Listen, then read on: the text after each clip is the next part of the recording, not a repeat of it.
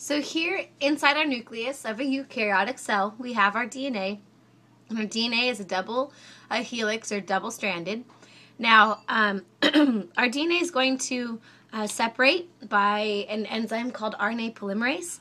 And RNA polymerase will add RNA nucleotides to one strand of the DNA, and that strand that's transcribed into messenger RNA is called the template strand.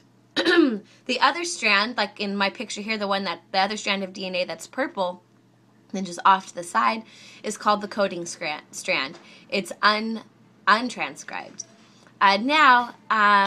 This process here is called transcription. Now, if you're ever on a test or something, they give you a strand of DNA and they're asking you what's the corresponding RNA.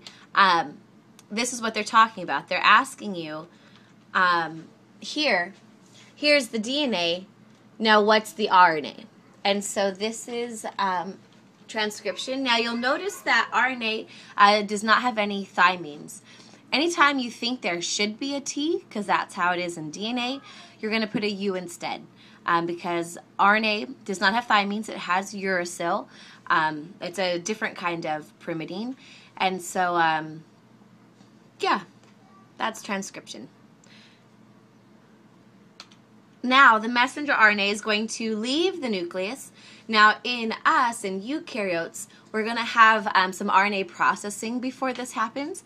A 5' cap and a poly A tail will be added, as well as introns will be cut out, and the exons will be spliced together. Now, once it enters into the nucleus, it's going to find a ribosome. Our DNA is still safe up there inside the nucleus. Now, our messenger RNA has a code that will tell the ribosome and the tRNAs which amino acids to bring. So tRNAs will bring the amino acids to the ribosome. They bring them to the ribosome, and ideally, or like really, there's just free-floating amino acids and tRNAs in the cytoplasm waiting to be used.